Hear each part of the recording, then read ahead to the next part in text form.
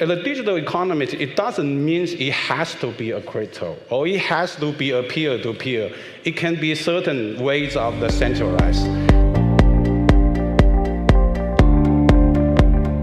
One step closer to a cashless society, machine-to-machine payments and stable coins.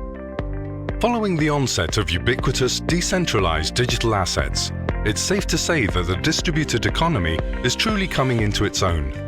The question is, how are Western and Eastern fronts intermingling in this budding new space? Moderated by Megan Lee, BitDesk; Paul Bao, BitCHERRY Ltd; J. Liang, Hong Kong Blockchain Association; Richard Ells, Electroneum; Bob Kin, BitCHERRY.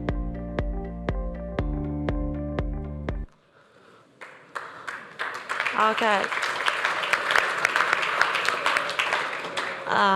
Good afternoon, everyone. My name is Megan. I'm from BitDesk, the moderator of this panel. So it's glad to have the gentleman here. So can you introduce yourself first? Hi, everybody. Paul is here from BitCHERRY. Okay. Yeah, this is J. Liang. I'm the founding chairman for Hong Kong Blockchain Association. I'm also a VC investor focused in digital economy. Hi, Richard Ells from Electroneum. We are a financial inclusion cryptocurrency based out of the UK. Okay. Yeah, this is Bob. So I'm the founder of the North American Blockchain Foundation and the Open Libre technical leader, community leader, and also the tech advisor for the BitCHERRY. Okay, thanks. Okay, today our topic is about the cashless society. So it's related to machine-to-machine payment and also stable coin that leading to the distributed economy. So my first question, I want to have you share your general ideas about distributed economy. So we start from Paul. Okay, about distributed economy is actually based on the blockchain technology. And without blockchain technology, I think the distributed economy is not working. And distributed economy is a fully used feature of the blockchain, like transparency, efficiency, and can build a trust among each other. Yeah, these are the advantage of the using blockchain. Meanwhile, the most important factor is decentralized. Okay. We compare with the traditional economy, it's mainly centralized. It's centralized. We controlled by the governments. We controlled by some organizations, and even certain the central banks. Yeah. So. This is for the distributed economies, yeah, it's definitely will be next generations of the economy. Yeah. I see. So how about you, Jim? Well, originally, distributed economy was defined by Alan Johansen as the most sustainable economy model. Of course, every industry has their own ecosystem, and not all those industries are possibly suitable for a distributed economy. However, with new technologies, especially blockchain technology here we have, I believe that in the future, when we come to distributed economy with the blockchain technology as an infrastructure, and also the financial system would also come up with the machine-to-machine payment system. Yeah. Lately, I think everybody was astonished by Chinese policy change toward the blockchain technology. But I think the key point, the key focus will be something behind. That's called a DCEP, Digital Currency Electronic Payment System, which is going to be the digital currency of the Central Bank of China. They're logging to call it as a CBDC, but they call it a DCEP. which means in the future, everybody just needs to have a phone. You don't need to have a wallet, you don't need any bank anymore, and central bank would give you the token or the currency into your phone, and then you can do all the local payments, you can do engage in all the local activities without any financial intermediaries.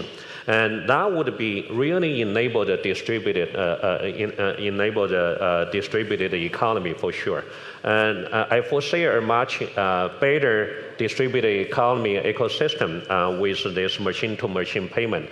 Started with DCEP by China, and then hopefully Libra will come along in the future. All of the Libra, all the Facebook users, 2.6 people, would have their own wallet or their banking account, virtual banking account, and they don't have to go through bank anymore, and they can do, they can engage in the distributed economy much easily. I think something that's really critical about the distributed nature of these peer-to-peer payment systems is the cost of transaction. And there is no central person or company that's trying to make money from that transaction. So the banks charge huge amounts of money to transfer small amounts of money, which makes it impossible to transfer small amounts of money around the world. And of course, the distributed system of cryptocurrencies enables that peer-to-peer transfer at virtually no cost, which suddenly opens up borders that were closed before. So somebody who earns $3 in Indonesia from somebody in America, that remittance can take place. It can take place almost instantly at almost no cost. So that financial inclusion that people have been talking about for absolutely years can now actually start to take place. Yeah. So, last one.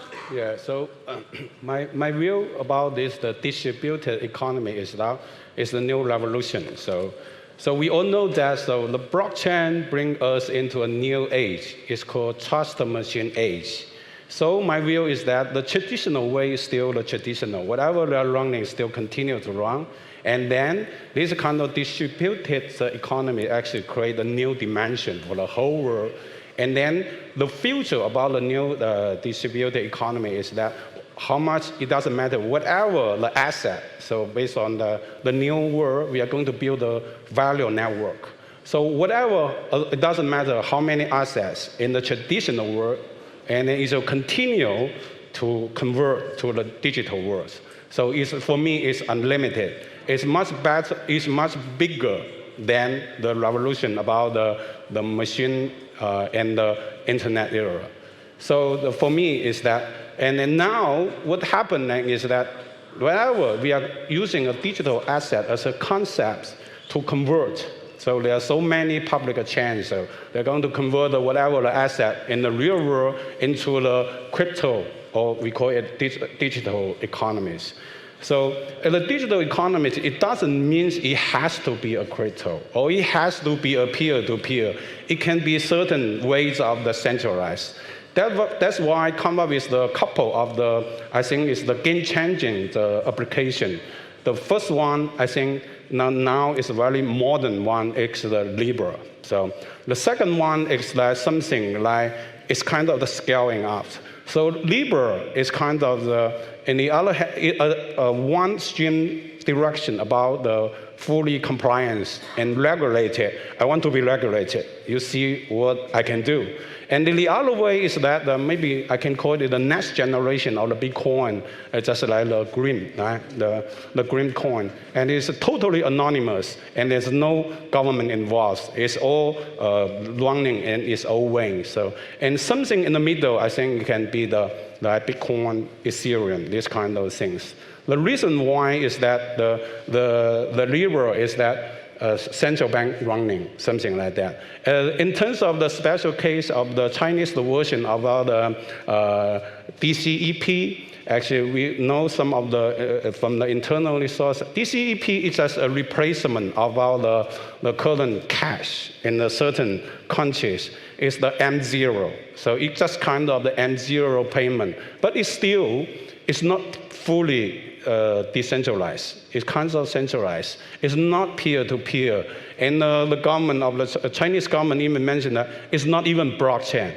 is kind of replacement of the M0, but it's still kind of the digital economy. It continues to convert the real world asset into the digital world. That's why I mentioned that the digital economy is the whole future. So we are the human civilization is enter into a new dimension. It's the whole world bigger than the current, we call it whatever, 3 or 4 dimension, world. That's what my point of view, Okay, thank you. So you just all mentioned about stablecoin and the Chinese new policy. So do you think regulation gonna be a challenge for going to the distributed economy? So maybe Mr. J. Liang? Of course, I believe that regulation is always the hurdle for innovations. Everybody knows that blockchain was banned by China just 2 weeks ago. Ever after the instruction from President Xi Jinping, now China is all swarmed into the blockchain industry. I think that's one of the big change of the regulations or policies there. But in the future, I would say there are more regulations there can be automated by technology itself. However, regulators, they still want to have their job. So they don't want to give up their job position. They don't want to leave this to machine to control everything. We believe that technology or innovation themselves can actually offer much better regulations than human beings without any errors there. We believe in algorithm, we believe in math, and somehow this blockchain technology or applications developed with blockchain technology possibly can be much better used in the regulatory space as well. Just simply that the policymakers have to let it go that the machine will take over the world in a way. Okay. From a regulatory standpoint, I think one of the things that's really interesting is that a lot of countries have a fear of cryptocurrency because of their perceived worry about capital outflow from their country, especially in the developing world where Electroneum is working. The governments that we've been engaging with, that's their biggest fear of Bitcoin. So when you have a new system that enables inflow, and this is what Electroneum's whole goal is, but any cryptocurrency could do it in theory, is if you've got platforms that bring inflow to a country and genuinely provide financial inclusion, then governments are going to be keen to regulate and keen to adopt, because anything that brings more money, more revenue, more GDP to a country is surely going to be embraced faster. Yeah, Malta here is an example of the government to support, and maybe Paul, can you share a little bit about Singapore's situation? Yeah, actually, Singapore government is quite supportive of the cryptocurrency and blockchain, and they come out a lot of regulations normally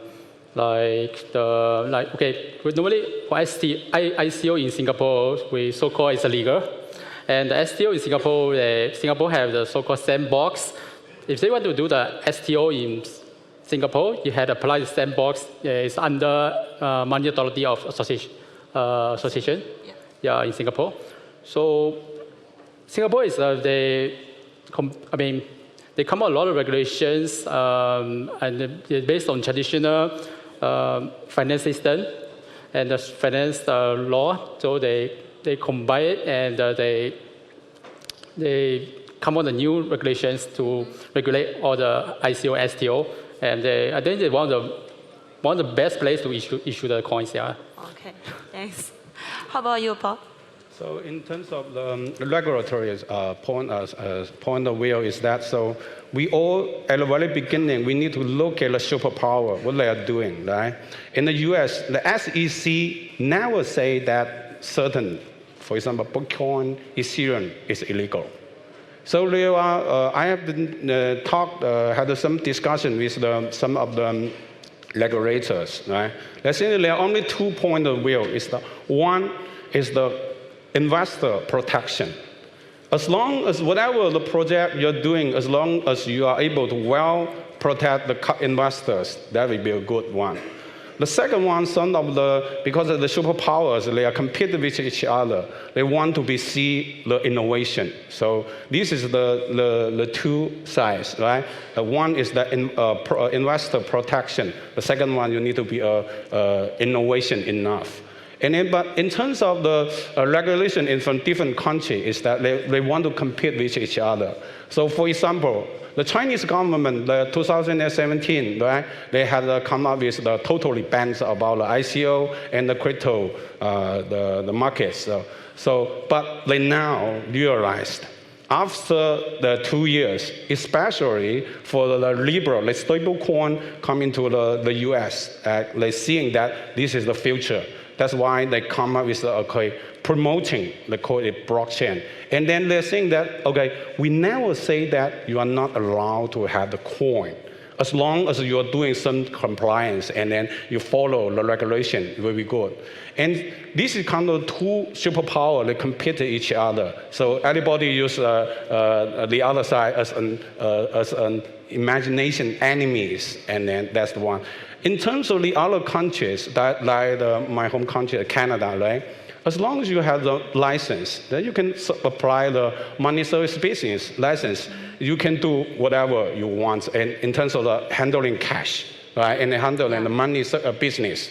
And for crypto and the two crypto, there's no regulator. You can do it as a kind of there's a revenue agency, and then as long as you have three things: anti-money laundering, KYC, and anti-terrorist fundraising. And then it is all good. And some countries like the UK and Singapore, they come up with a sandbox, and even in Hong Kong as well.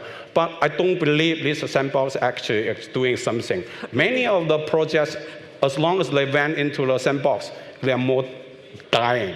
There's no market. So that's in terms of the regulation I'm seeing. That based on my personal experience now is that now the whole blockchain and the crypto world now is moving from the classical one into the modern model.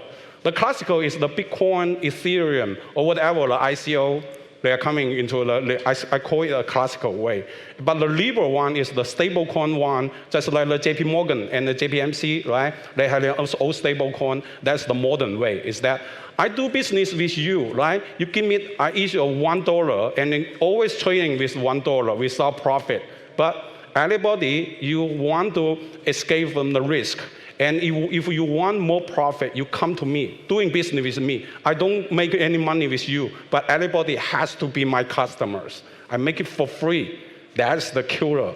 And then because they have the right to mine the coin. That's the thing. And eventually, countries, just like what I'm doing, as Open Libra, right? I'm helping people doing the China version of the Libra, Hong Kong version of the Libra, Southeast Asia of the Libra, and even Canadian version of the Libra. That's actually helping, because the mining right is from the government, now is delivered to the enterprise and even the personal because of the open source. Yeah, that's the future. Yeah, very, very interesting idea. So because we see all the governments, regulators, enterprise, and even entrepreneurs working on the distributed economy. So my last question is that, can you share your expectations for this, and or do you see any interesting or we call killing apps in this area? Okay, we start from Paul. Okay, I believe, the BitCherry is one of them. Yeah. Okay. Okay, BitCherry actually is the e-commerce platform network, and we build it based on blockchain technology. Mm-hmm. And so far, we launched on 5th of May, and so far we have about 2 million users in our platform. And meanwhile, we have the 120K the active users almost every day. Yeah, actually our whole network is we use whole feature of the blockchain, and we including the merchants, including the buyers, sellers, everything using our coins in our ecosystem. Yeah. Our main concept is a decentralized network. Okay. So means everybody in this network is owner, And we give out the rights, give out profit, and even give out the decisions to community. Let community to decide our future. Yeah. That's very interesting, project. How about you guys to do a sharing? Well, I'd like to say that an interesting app is ours. So Electroneum is all about financial inclusion. Half the people in the world or more actually have not heard of Electroneum. We've not got out amongst the crypto community perhaps enough as much as we need to. But if you take a look at Electroneum, we've delivered an amazing ecosystem and infrastructure of payments. But what we've realized is that trying for mass adoption and trying for cashless society, people don't just adopt it. You have to lead them by the hand. So first we just built it and expected them to come. And whilst we've got 3 million plus registered users, actually to get real mass adoption and real use, we've found you've had to build all of the other parts of the platform. So earnings is the next thing we're launching. Any tasks launches into beta the next 2 weeks. So that gives people the ability to earn cryptocurrency from anywhere in the world by performing digital tasks. So I think that's not just with Electroneum, but that is an area that really needs to be pursued. If people adopt cryptocurrency, so freelancer adopted cryptocurrency to enable people to be paid in it. They all dabbled in it. In 2016, I think Fiverr tried crypto. If they try it again now, it'll work. Okay, thank you. Thank you for sharing, and time is up. Thank you very much. Thank you very much. Thank you.